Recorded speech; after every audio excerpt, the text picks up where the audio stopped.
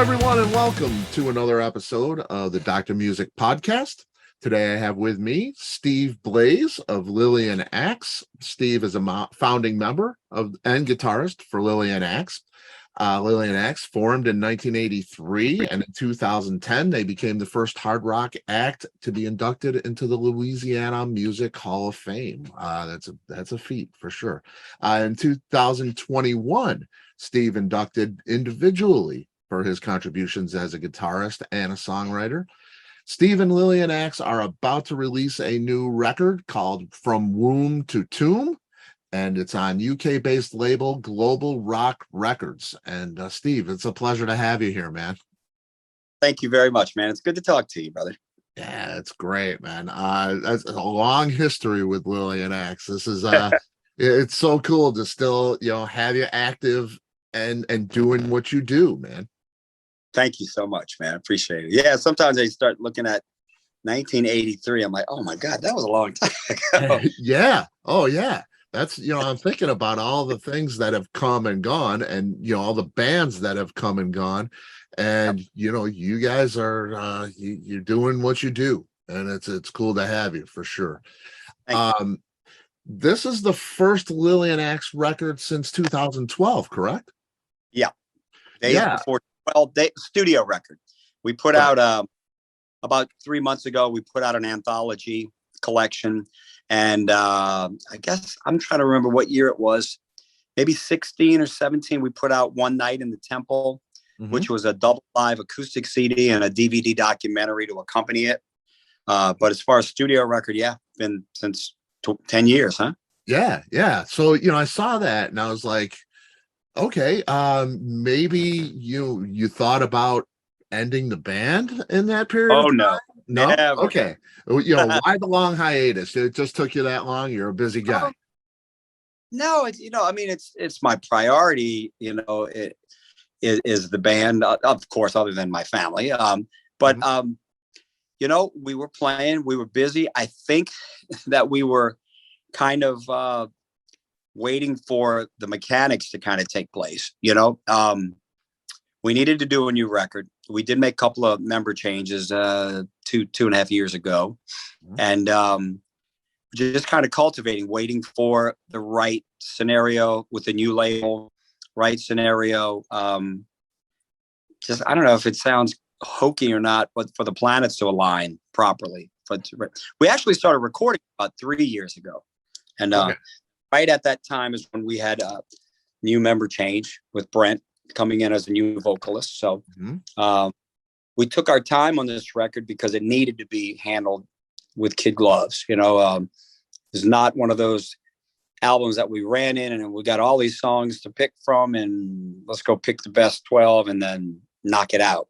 We did it one at a time. We recorded it chronologically. So the order of the album is how we recorded it. And basically, roughly how I wrote the songs as we recorded it too. So we wanted to take our time. We don't go in and do all drums and all bass and all guitars and all vocals like that. It becomes too cookie cutter. So we go in one song at a time and we don't move on until that song is completely where we are. It allows us to let it cultivate, take weeks to listen to it, absorb it, get away from it, come back to it. And then we can make alterations as we go. So as we do the course of the record, we still go back and, 5 months in the recording, we may go back to the first track and I've been listening to it for a while and this stands out. Let's change this or whatnot. So it's not a time restraint that we have on it. Like I get this done in X amount of time. Wanted to make sure that it was as perfect as we could get it. So kind of time with that. Yeah, and it's a work of art, man. If I could hang it on the wall, it's immaculate. It's really, and that's a really unique way. I don't think I've ever heard anybody recording like that. Usually it's sporadic, much like a film. You don't record the first scene first. It all gets you record songs and then you piece them together. Afterwards. That is a really unique way of doing things, and it seems conceptual. When I listened to the record, it seemed conceptual, maybe not in theme or lyrically, and maybe so too, but it just, the way it flows and the type of music that you hear from song to song seems conceptual. Is there a concept? Did you have a concept in mind when you wrote the songs? No, you nailed it. It was meant to be conceptual, Okay. but not conceptual as most concept records are, in which they present an event or a snapshot in time, tell a story, so to speak.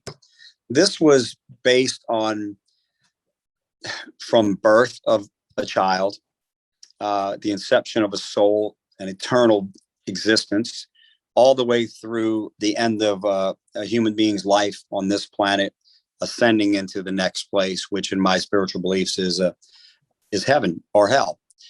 So I wanted to capture all of the lessons and moments and ideas and snapshots of an individual's life from womb to tomb. So doing that, I went back in my life and I did a timeline, thought about where I was, what was I thinking at the time, and I can pretty much remember the major events and ideas that occurred that brought something into my life, and an awareness of something. So, and it's in chronological order from the start. The first thing you hear is an unborn child's heartbeat. So that it's based on my chronology of understandings. The thing that's cool about it is that no matter, we all have different paths. Imagine millions and millions and millions of different paths, every individual. It's astounding when you think about it. But all of these, I think these lessons, so to speak, for lack of a better term, are experienced by everybody, maybe just in a different way, in a different catalyst, maybe a different version of them, but we all experience them. We all experience love. We all experience, whether it's for another human being or for family, for friends, or whatever, we all experience the introduction of evil into our lives when we're kids, into the introduction of the paranormal, that this isn't a one-dimensional existence, the existence of the introduction of God, the introduction of watching man screw himself over, the introduction of success and failure, all those things we all come to realization of at different parts in our life, but we all go through them.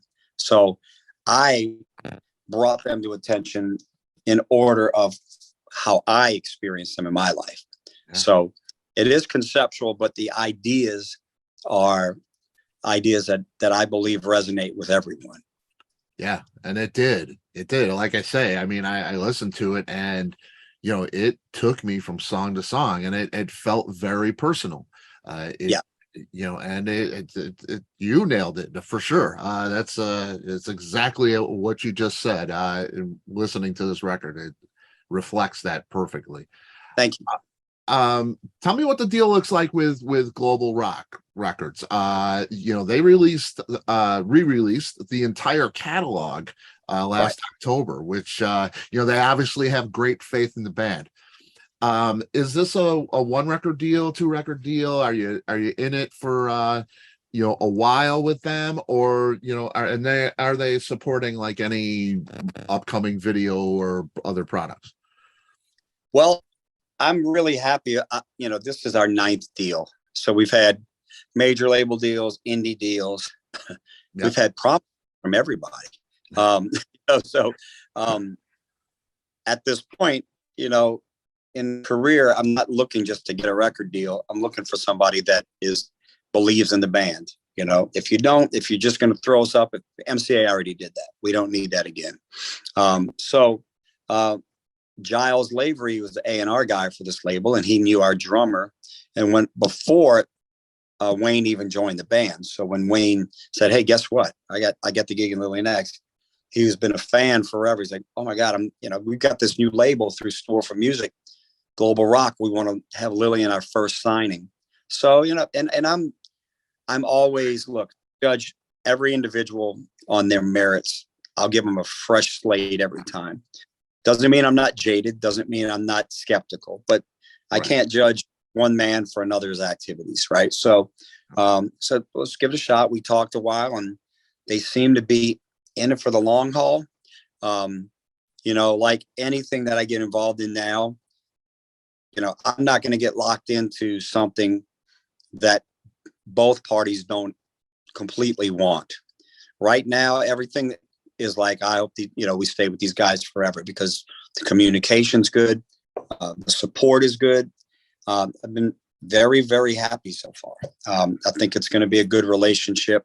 And just the fact that they reissued all the albums and, I'm on the phone with Giles, every other day. We talk, all the time. So there's a communication there and they believe in the band and it's off to a good start, pre-sales, and they're happy. So we're just, I hate to say this looks great because I hate to say that at any time because it's almost like, I've said it before, jinx myself or whatever, but, all initial indications are, Brian Adams and Giles and the label are fantastic so far. So yeah, I hope we're. Yeah, that's great news. And you're a veteran. When those words come out of your mouth, it means a little bit more. You know what's going on. You've been through this many times. So yeah, when they re-released the entire catalog this past October, it spoke volumes to me as a fan. I said, these are people that believe in this band. And then they put the anthology out, and they were like. They said, do it how you want to do it. Go ahead and pick it out. And so the anthology, we did it a little uniquely. We have 3 CDs. The first is what I consider maybe the most, at least one of the top 2 or 3 most popular songs, singles for different records. The middle CD, the second one, is like a deep track from each. One that's kind of stood out. It never was a single, so to speak, but that just the standout that, the one that I hear the most from fans that they like the best. And then the third is an idea I had a long time ago, but never got to do it, was a ballad from each of the albums. So each one of them is different. I wanted to create a kind of time capsule. So if you notice on the cover, the obelisk has all the album covers etched into it. Mm-hmm. And then we did it a little bit uniquely in that I went from most current back to the beginning. So a lot of times you see anthologies, they start with the early stuff and then build up. I wanted to try it a little differently because I wanted to give the newer stuff maybe a little bit more attention because, fans tend to always gravitate towards the early stuff, the stuff that got them introduced to you. And I understand that fully. Mm-hmm. I understand it a lot because a lot of bands put out their best stuff right off the bat. I don't think that's the case with us.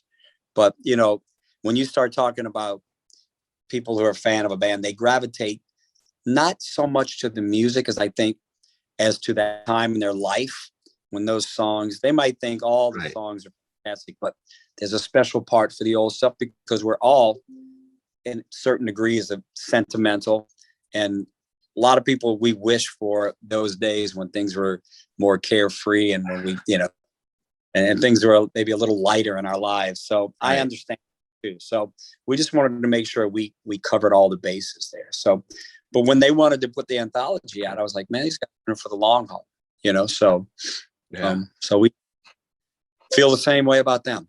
Yeah, that's great, man. That's great. And I would agree that especially this new record is like I say, it's a piece of art. It's epic. It's got an epic giant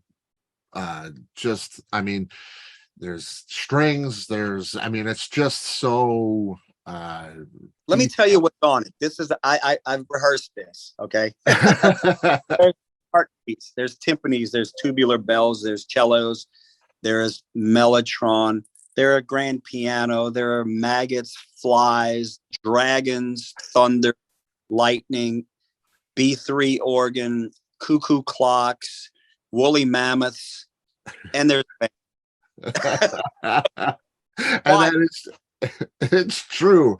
I'm listening to this thing, and like I say, it's just an epic piece of art. All of that you just mentioned is pieced together, and it's not, you would think it might be busy. It's not busy really. It's just so there's accents of those things just enhancing all of that sound. That's very focused.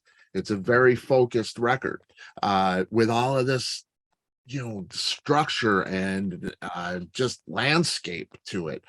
Just a beautiful record. It's absolutely beautiful. I um appreciate that. But I appreciate the fact that your definitions, you get it. You really do get it. Some people will listen to it and go, man, I love these songs. I love these songs. But you listen to it another few times and get it and hear the layers and the things. And it wasn't done intentionally to like, let's just make this so throw so much stuff on it that it just freaks people out. No, there's layers and things that are put in there, bat wings and things like that at certain spots. And like you said, we wanted to layer and make a soundscape.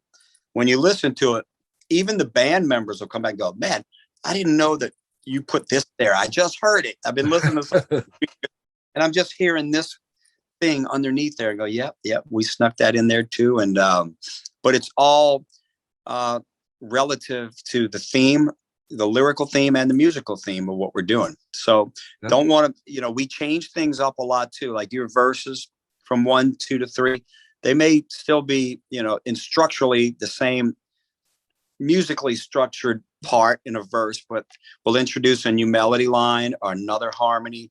It's not cookie cutter, or we'll throw another instrument here, or we'll layer it different, or we'll pan things differently so that every time, like a guy told me the other day when he listened to Dance of the Maggots, it's 7 minutes and 2 seconds long, I think. He said, every time I see a long song, I think, oh God, I'm going to be 47. Song felt like it was 2 minutes long. It just, there's so much, it just flows. And we pay a lot of attention. That's why it took us 3 years. To make sure that everything felt exactly how we wanted it to. So yeah, it's beautiful. It's beautiful. I Migrating North, very progressive, epic piece, just gorgeous. The solo in that is tremendous. Dance of the Maggots, Feelings of Absinthe, these are all have that really progressive feel. Very maturely crafted pieces of art. Are these songs you could have written in 1983, early 80s for the first record? When you first started, do you feel like you've changed as a writer? I would imagine you have.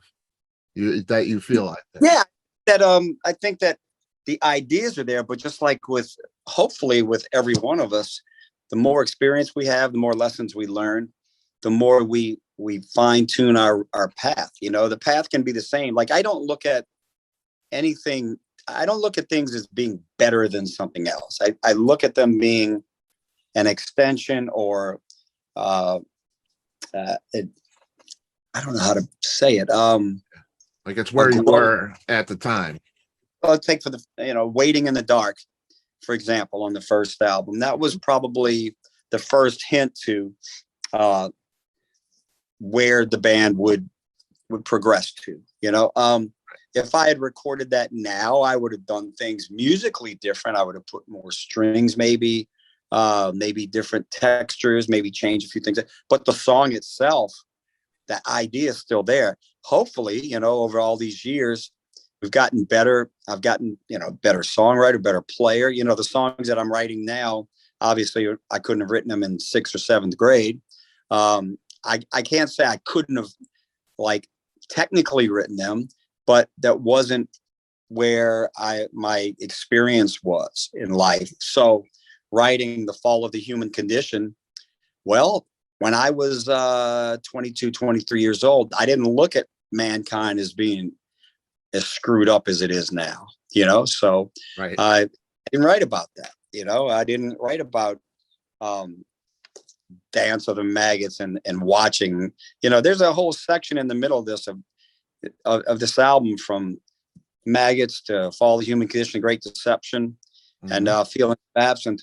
Those 4 songs really kind of summarize my feelings about, where we're going as society.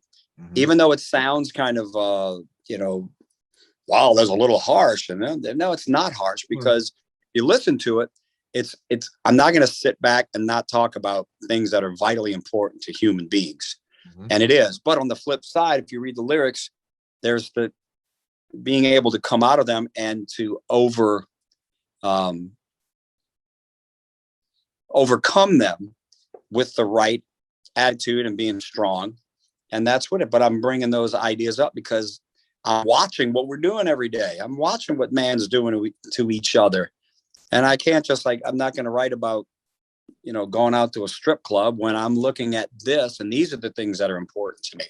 Right. But at the same time, it's about the human condition, about human nature, about people. And the great thing is there's so many amazing things that we have the gift of experiencing. And it kind of, it makes me have to write about things like urging people to look. I know it's rough out there. It looks terrible, but we can still overcome this. And we got to stop screwing up, people, Yeah. And so I don't know if I could have done this exact thing. I don't think I could have back then on the, I guess on the spiritual side of things. On the technical side, yeah, I could play everything guitar wise. I think I'm a better player now than I was. I've evolved. I've changed my, approach to things. But, I could do everything back then that I can do now. It's just, how do I put it out there? How do I layer it? How do I structure it? How do I make the little sounds? It's not just a question of okay, we want to put a B3 in this song because I like the way a B3 sounds. Right. What good does that do for me to just throw it in there? I have to find the right place for it with the right other instruments and the right spot for it. So in the Fall of Human Condition, the intro had these big guitar chords, but I wanted it to have this underground, almost John Lord kind of guttural texture underneath it. So I said, throw up the B3 and give me a Leslie. And he did that. And we had already recorded the guitar. So we started, I sat at the B3, and I had the Leslie about 10 feet away from me. And if you've ever sat in a room with a cranked up B3 through a Leslie, you hit a chord that sends shivers from top of your feet, top of your head to the bottom of your feet and back. It's amazing. I just sat there and I kept playing. I was like, I'm going to warm up a little. This feels great. I felt like I had, had a shot of cognac or something. It was just, so I was like, man, if we can just blend these two sounds, and it worked. Yeah. But if it hadn't worked, we would have gone and found something else until we were able to do it.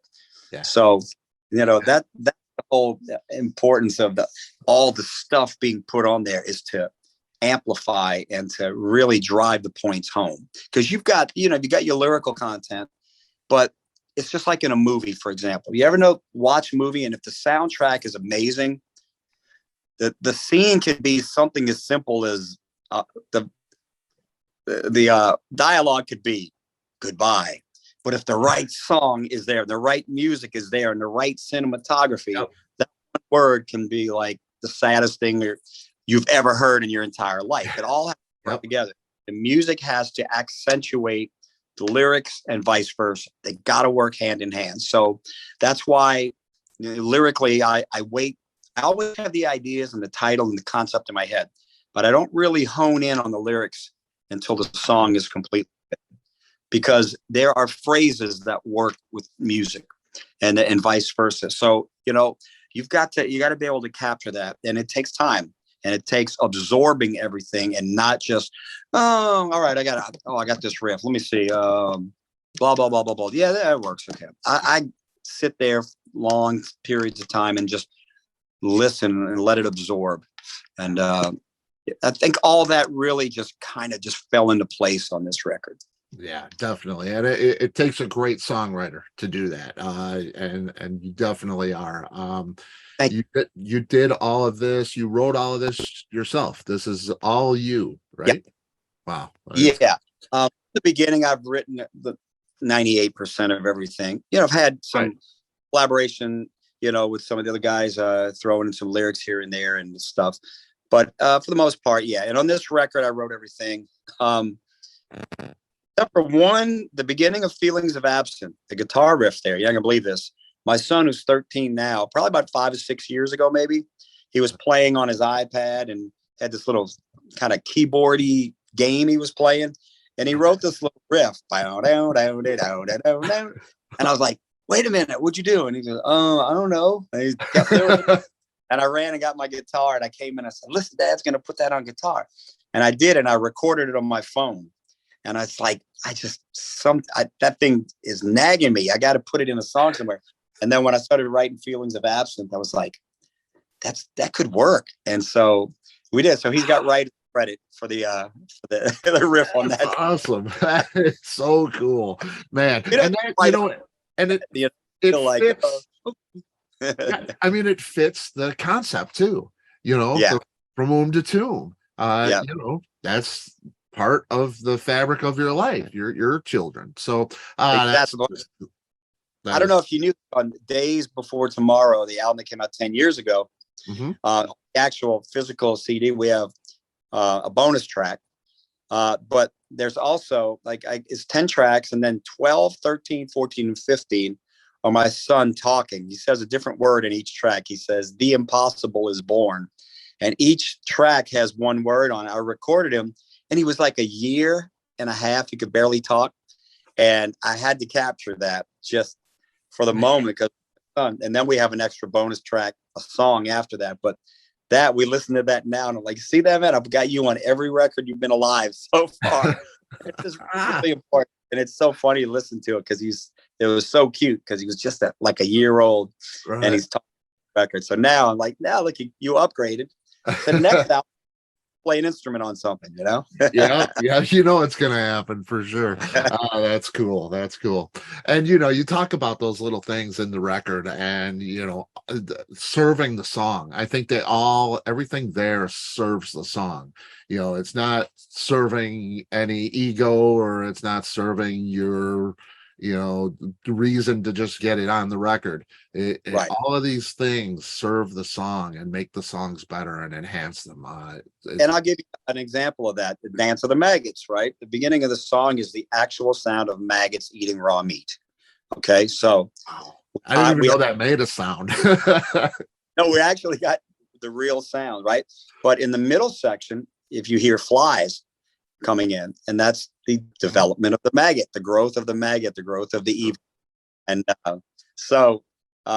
it wasn't just, let's put some fly sounds in there. It was like, no, this is in relationship to the lyrics. And if you get that and you understand, why do you have maggots and then flies? Well, maggots turn into flies. Right. If we're allowed to live, that's what happens. So you're right about it. It wasn't gratuitous sound effects. It was these things place. The beginning of Fall of the Human Condition is the sound of a cuckoo clock. What else can you say about that, right? Right. It's great, man. I mean, it is. It's really cool, and it makes a fun listen. It really, it's a great listen. A lot of the moments on the record, I was reminded of a Dream Theater type of influence. It's got that kind of progressive sound. And I think, you've been doing this before they even started, so there's your writing over the years. Have you had, everybody has influences, of course. Sure. Has any bands like that, or newer bands, the Tools of the world, or, any new bands, have you been influenced by anything you've heard in more recent years? Well, I tell you, there are a lot of bands that I really like. I love Avatar. I like Tremonti. I just got the new Michael Schenker. I'm kind of getting introduced to Mastodon. There's a lot of bands that I really do like, and I absorb them. But as far as I'm at the point where I absorb rather than, and I guess that means it's an influence. So I get influenced by everything. I even get influenced by stuff that I don't necessarily find myself going back and listening to. Learn a little bit of everything. It's like a big hard drive up here, and everything just gets sucked up, and it's like a blender. And then so everything. But like one of the influences that I keep going back to is the early Alice Cooper albums. When just Dead Babies, Halo of Flies, $1 Billion Babies, School's Out, My Stars, all those great early songs. That was like so far beyond what everybody was accustomed to at that time. Yeah. And that was what started me in the realization of writing great songs. And Alice Cooper band, I mean, they didn't have it wasn't like, and no disrespect because they're, I love them, but AC/DC, you hear the song and it's got a specific like thread through everything. And it's great and it's amazing. But you go to an Alice Cooper record and every song is completely uniquely different from the next, but it's still Alice once you start singing. So there's different things for us to have out there. There's some bands that are very, sound is very homogenized. When you hear it right off the bat. And there's some that you got to work into a little bit. Everything's different, So I take inspiration from both of those, like from AC/DC, the fact that there are significant things that you want to have with your band that are going to make you your own legacy, right? They're going to be, this is the Lillian Axe sound. It's the harmonies and the guitars and the melodic thing and the epic quality. Okay, for this band, it's going to be this kind of guitar sound, this riff. So at the same token, you take bands like Alice Cooper and even Pink Floyd and Zeppelin. You didn't know what you were going to get, but you knew it was going to be good, and you knew it was going to be, we're going to love it, And even if you didn't like some of the stuff, you still liked it, Right.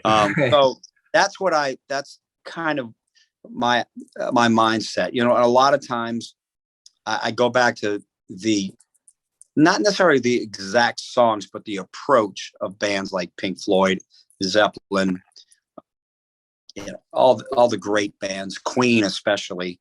I mean, they were confident in their songwriting, their ability to take. I mean, you look at some of the early Queen stuff, and it's just like mind blowing. Like they did it. They just went out there and did it and created the song and did whatever was necessary. So you got like a ragtime song from Queen, and the next breath you got Ogre Battle, a March of the Black Queen. So, right. And that's how I kind of wanted to approach this band. If you listen to all of our studio records, not one of them sounds, either material wise or mix wise, really sounds like the one before it. They're all unique story. But if you know the band well, you can tell, well, that's Lillian Axe. I know that signature essence, and that's what was struck. Yeah, that's definitely, I think you nail it for sure. No doubt. Lillian Axe is it's a thing. Not everybody does a Lillian Axe thing, you guys do it the way you do it. It's pretty cool. I want to talk about New Orleans. I told you off the air here. My wife and I went to New Orleans. The food, the architecture, the spirit, the music, the embracing of the music in that area of Louisiana. That's where you've been. You've been there for a very long time. How much influence does that have? I'm walking the streets, and the streets close at night. And street players come out and they play their ass off. And then, you look to your right and there's a club and there's somebody on a stage playing something different. Oh, yeah. And you look over here and there's something different. It's everywhere. And, like I say, that just the air there is different. How much do you think that influences the way you write? Just like everything else, I absorb it. Could you write this if you were living in LA? Yeah, I think I'd write the same kind of stuff. I'd just have different influences with the same concepts. But there's a part of New Orleans, especially because another thing that I do in my spare time, I ghost hunt, right? I have a ghost hunting team.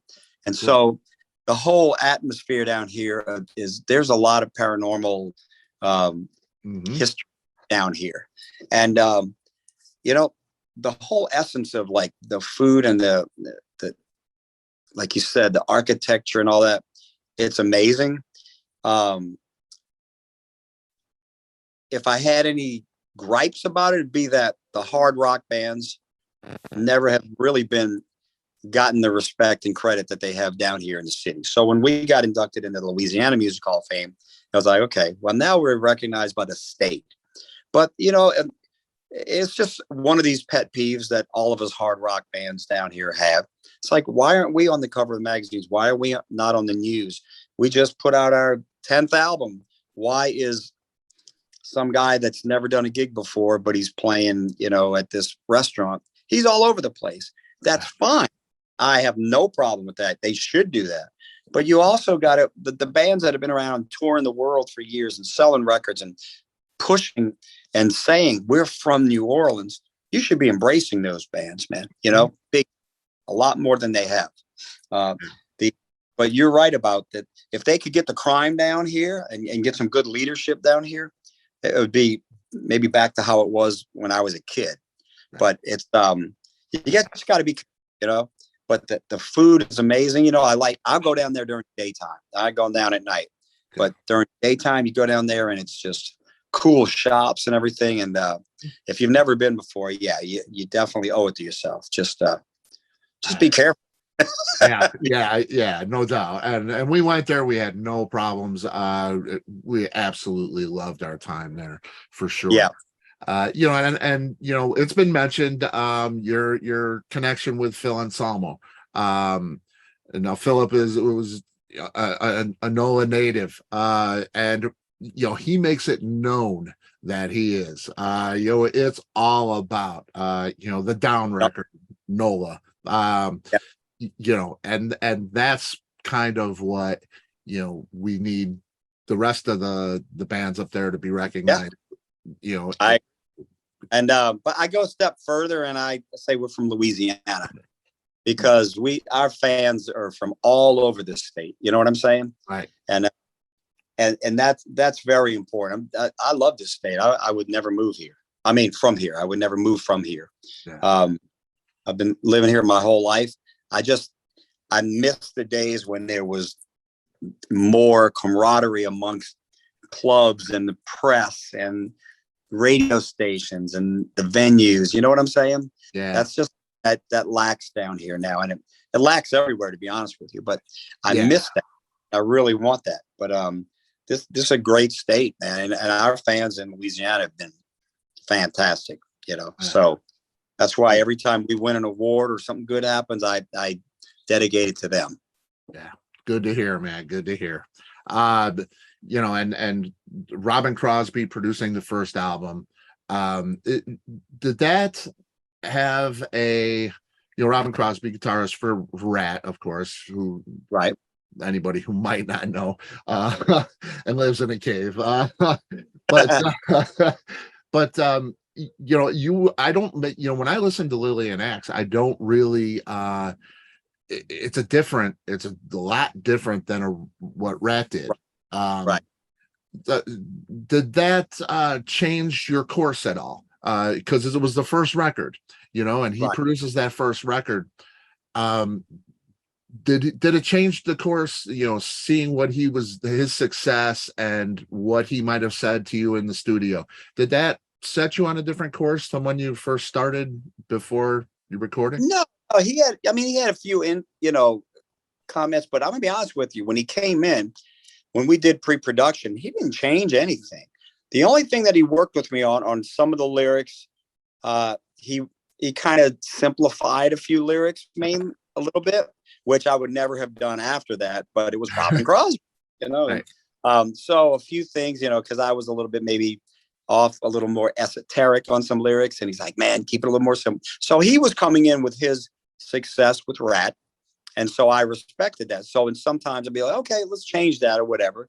Might necessarily not have been exactly what I wanted to do, but it was a compromise, you know? So, but he had that good, just straight ahead, that, you know, approach to the songs. And even back then, you know, everybody was, you know, trying to write the formulated things, and I was bucking the system a little bit. So I kind of, I wouldn't say it changed anything. I'd say with a few little influences in here and there, but the important thing was he was just a great guy, and he just wanted us to be who we were and put our stuff out. As a matter of fact, I was playing a black and yellow Eddie Van Halen Kramer, and one day I walked in the studio. I'm like, "Where's my guitar?" Because we'd leave it set up overnight, and it was a solid black guitar and a stand. I go, "What is that? Where's my guitar, Robbin?" "Oh, I had to paint it overnight." I'm like, "What? You painted my guitar? You didn't tell me?" He goes, "You are Steve Blaze. You need to start making people know who you are. Don't worry about Eddie Van Halen. You need to be you. You got to make, you have a name. You're going to create that name and stay on that." And that was a big influence. Like, yeah, you're right about that. I need to work on my brand now. So, wow. Why'd you paint my guitar? That's great. Black. It was almost like you took a can of paint and just like, that was fun. That kind of epitomizes who he was, I would say, probably, that's pretty great. He was a great guy, man. I miss him. Yeah. It's great that you had him produce that first record, and that connection is great. If you could play one song, and I want to let you go, and I don't want to abuse my time with you. So appreciate you, man. If you could play one song for somebody who wants to get into Lillian Axe, I know a lot of young kids that like, the hard rock and the progressive stuff. I said, listen to this band. What should I play for them first? Play I Am Beyond first. Okay.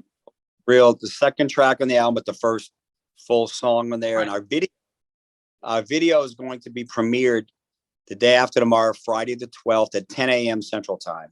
Nice. So if they go to Lillian Axe Facebook page and Steve Blaze Facebook page, there'll be a link there, and it'll take you right to video for I Am Beyond. That's the first song that we're kind of pushing out there. Yeah, very cool. And it is, it's an essential Lillian Axe track. It really represents the band's history, I think. Wait till you see. Crazy. It's the cross between Game of Thrones, Tron, and The Matrix. Nice. That's great. Oh, yeah, that's very cool. And it's great. The video thing. Do you like doing that? Yeah, this one was fun. If you can get the concept that you like, it's tedious because you play the same song over and over and over.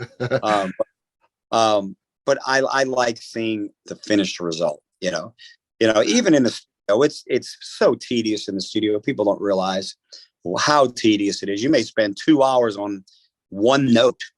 Right. It's not perfect. We're to try this and experiment.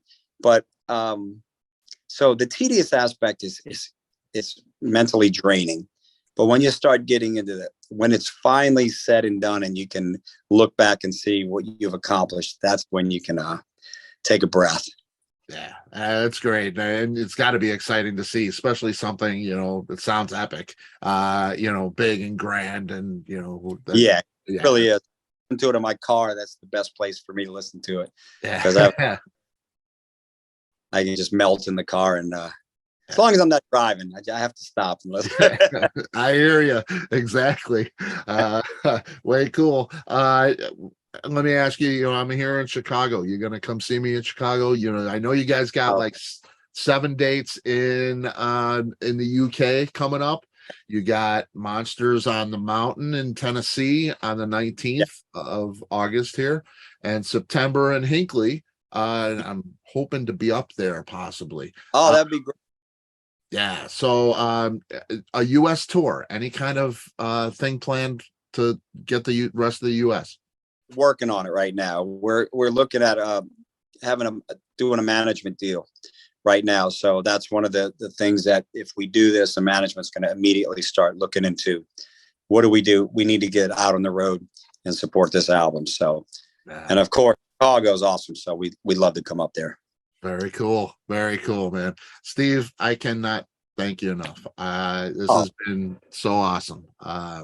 Scott. I appreciate it, man. Thanks for having me. And yeah, we'll talk again for sure. You're gonna be all over the place. I know it, man. This music's gonna hit people, right in the gut, and I know it is. So well, thanks for getting it, man. Thanks for not just the superficial listen. You really understand it. And that means a lot to me. And thank you. It's the minstrels like yourself of the world that put this stuff out there and enhance lives. My life would be a lot different without the music like yours. So thank you. All right, Steve. All right. Bless you, my friend. Bless you. If you need me, man, stay in touch. Okay. Absolutely. Take care. Thanks so much. You got it, buddy.